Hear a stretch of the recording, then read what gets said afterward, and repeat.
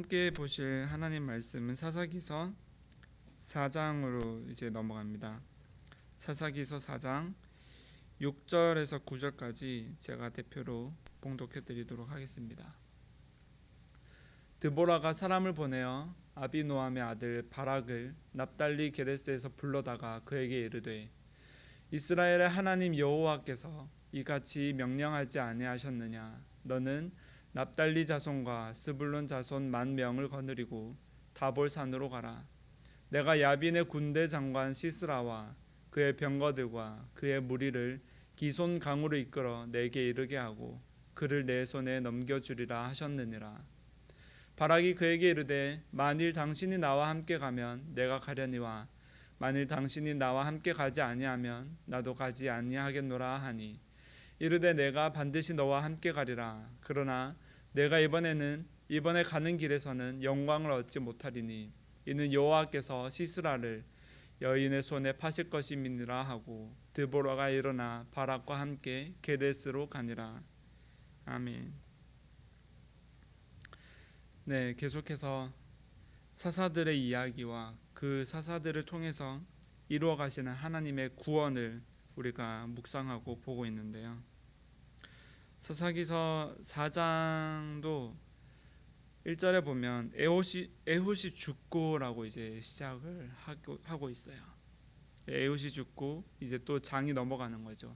또 다른 장면들이 이제 연출되고 있는데 이스라엘 자손이 또라는 말이 나오면서 여호와 목전에서 악을 행하는 것으로 시작하고 있습니다. 그리고 이 4장 전반에는 마치 이제 드보라를 통해서 하나님께서 이스라엘을 어떻게 구원하시는지를 보여주고 있는 것 같고요. 그리고 5장에서는 그 드보라의 시가 등장합니다.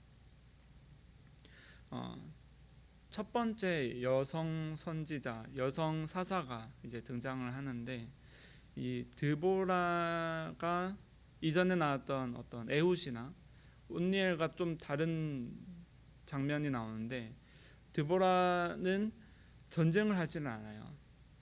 전쟁을 하는 주체를 하나님께서 사사를 세우시고 그 사사를 통해서 전쟁을 하시고 또 이스라엘을 구원해 내시는 어떤 내러티브가 계속해서 이어지고 있었다면 이제는 드보라를 통해서 하나님의 말씀만을 대언하는 자로서 드보라를 사용하신다는 거예요.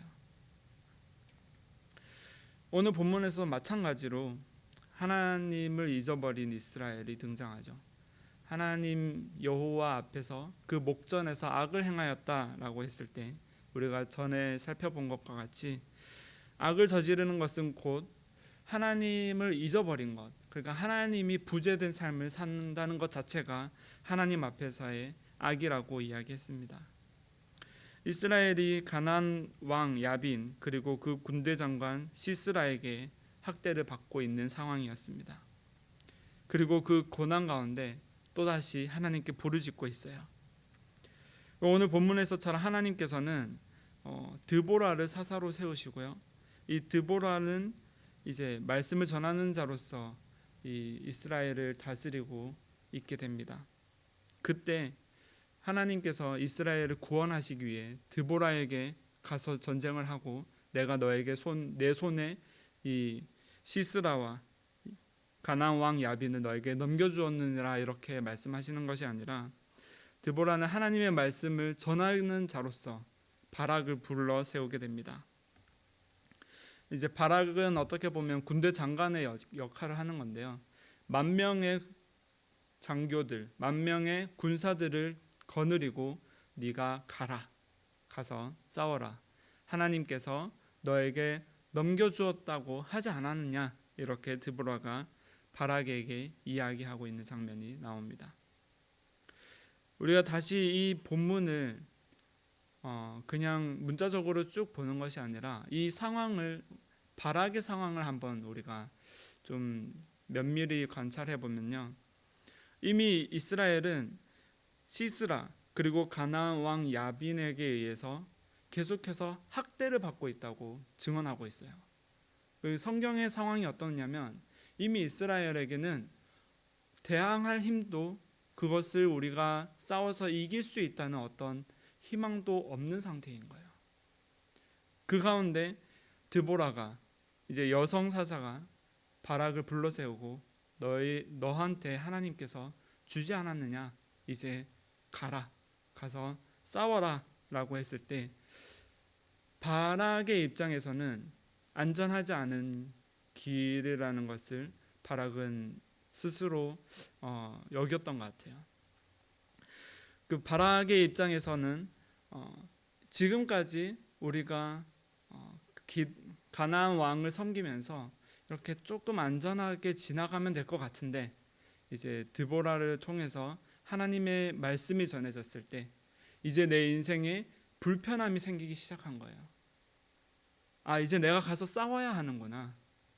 이제 내 인생에 계속해서 하나님 없이 하나님을 외면한 상태로 모른 척하면서 외면하면서 살았던 그 지난 날을 뒤로 하고 이제는 나한테 싸워서 그 전쟁 가운데 나아가라고 하시는구나. 이런 바락의 입장이었습니다. 그래서 바락이 뭐라고 하냐면요, 당신이 가면 제가 가겠습니다.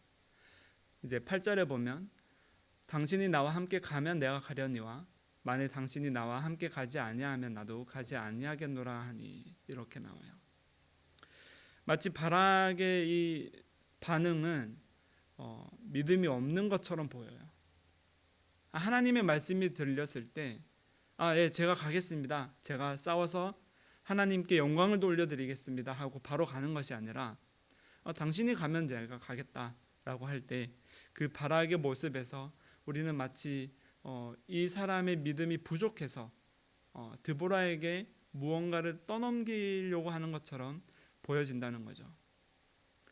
그 4장 전반에 걸쳐서 드보라의 이야기가 전개되는 것 같지만 사실은 하나님께서 드보라를 통해 하나님의 말씀을 대언하게 하시고요, 그리고 이스라엘을 구원하게 하시는 그 하나님께서 사용하시는 그 연약한 자는 바로 바락이고, 그리고 그 뒤에 나오는 이제 한 여인이 등장합니다.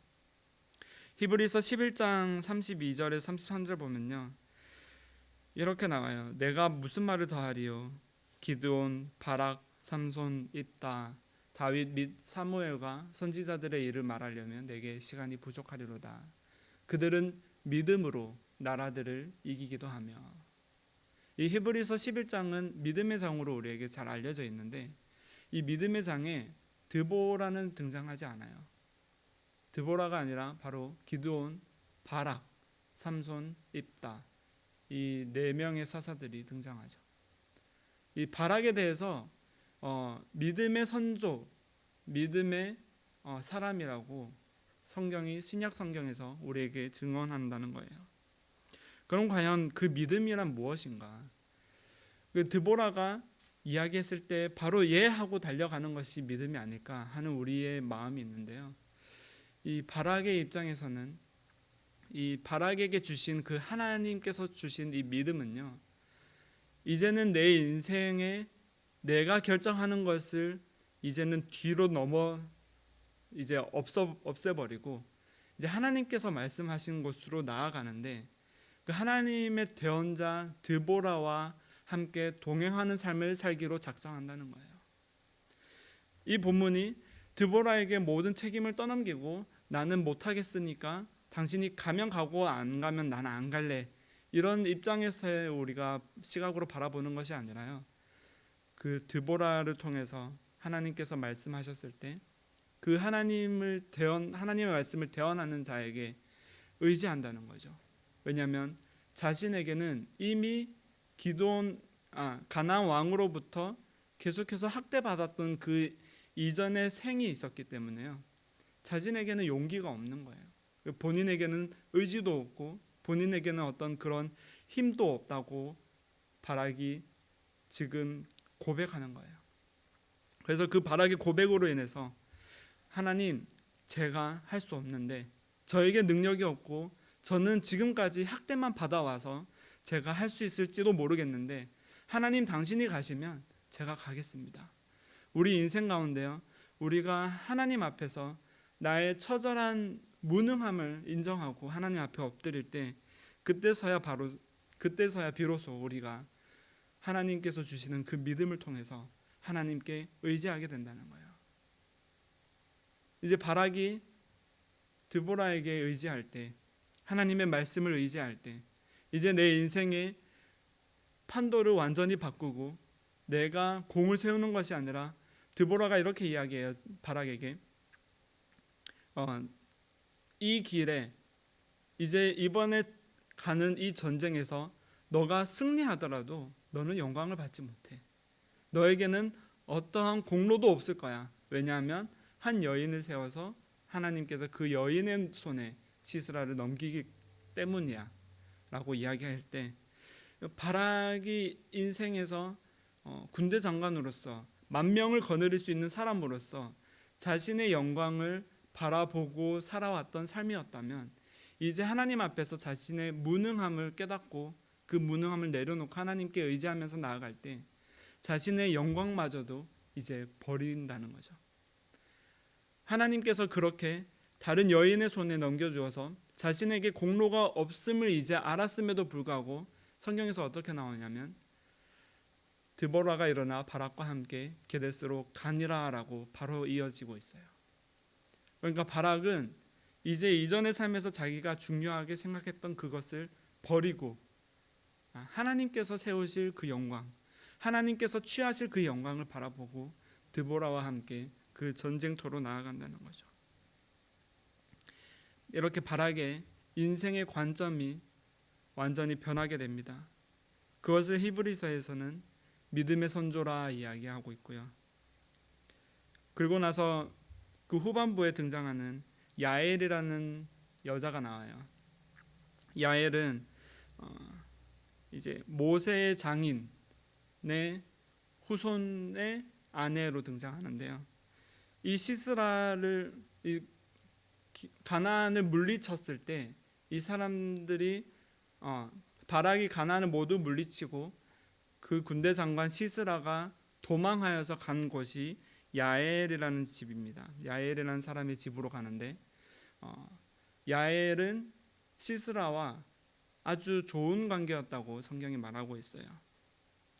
그러니까 야엘은 이스라엘 백성의 거의 경계선에 있는 사람인데, 그 야엘이 시스라와 좋은 관계를 가지고 있었고, 야엘의 남편 또한 시스라와 좋은 관계를, 호전적인 관계를 가지고 있었기 때문에 이 시스라가 자신의 몸을 숨겨서 피하기 위해서 야엘에게로 가는 것입니다. 야엘이 처음에는 숨겨주는 것처럼 등장해요. 그러다가 야엘의 마음속에 두려움이 있었던 것 같습니다. 야엘을 통해서 하나님이 시스라의 목숨을 야엘에게 넘겨주시고, 그 여인이 시스라가 이제 바락을 피해서 야엘의 집에서 잠을 잘 때 텐트를 치는 그 못으로 관자놀이를 쳐서 죽이는 장면이 나오게 됩니다. 그리고 나서 바락이 그곳에 도착했을 때 바락에게 시스라를 넘겨주어요. 야엘의 인생이 이곳에서 한 번 더 변하게 됩니다.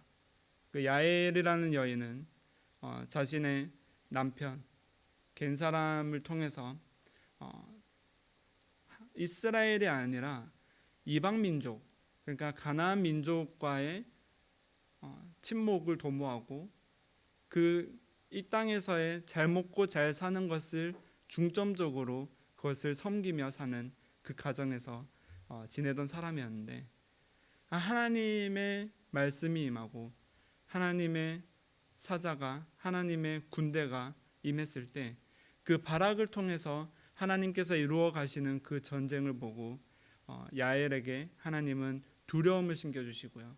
그 두려움 가운데 이제 내가 할 수 있는 것은, 이제 내 인생에 내가 중요하다고 생각했고 내가 이전에 내가 바라고 내가 섬기던 것을 이제는 버리고 내가 그쪽으로 돌아가야 하는구나 라는 것을 하나님께서 깨닫게 하셨다는 거예요.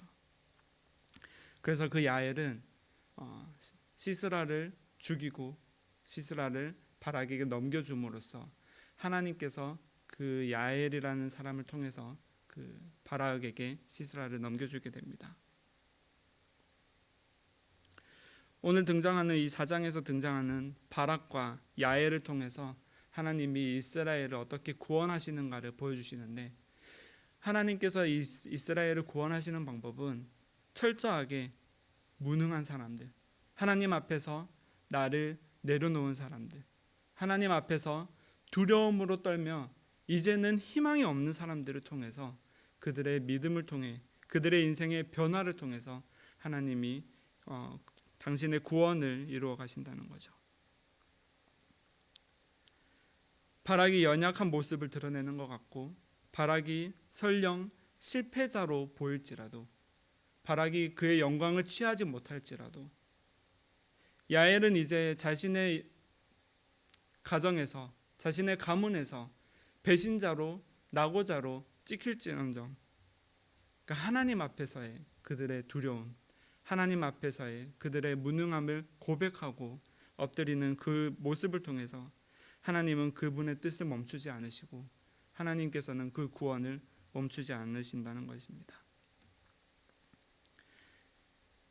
우리가 믿음으로 나아갈 때요, 즉각적인 반응으로서 우리가 하나님 앞에 엎드리고 하나님 앞에 순종하는 것만이 우리의 믿음의 모습이 아니라, 그 믿음이 우리 앞에 드러나기 위해서, 하나님의 믿음이 우리 삶에 작용하기 위해서는 먼저 우리 삶의 무능함을 하나님 앞에서 고백하고, 하나님 앞에서의 내 인생의 이전의 삶에 내가 바라고 내가 중요시 여겼던 것들이 이제는 모두 다 쓰레기고, 이제 하나님만이, 하나님께서 말씀하시는 것만이 내 인생의 가장 중요한 방향이고 내 삶의 전부임을 우리가 고백하며 나아갈 때, 하나님께서 오늘 또 우리 인생 가운데 구원을 베푸시고, 또 우리 삶을 통해서 또 다른 생명이 돋아나고 생명이 계속 흘러갈 수 있는 그 은혜를 주님께서 부어주시기를 간절히 축복합니다. 신실하시고 또 우리를 구원하신 사랑의 주 하나님 감사드립니다. 오늘 또 우리의 믿음조차도 하나님 앞에 속하였사오니, 주님, 우리의 무능함을 고백하고 나의 부족함을 고백하고 하나님 앞에 나아갈 때 하나님 오롯이 홀로 영광 받아주시고 우리 삶 가운데 주인 되어 주시고 우리와 늘 동행하여 주시옵소서. 믿음을 허락하시고 보혜사 성령 하나님 우리와 내주하여 주시옵소서. 이 시간 기도하며 나아갈 때 아래는 모든 기도 제목들을 주님 들어주시고, 간구하지 못하는, 생각하지 못하는 것들조차도 성령 하나님 중보하여 주시옵소서. 이 모든 것 살아계신 예수 그리스도의 이름으로 기도드렸습니다. 아멘.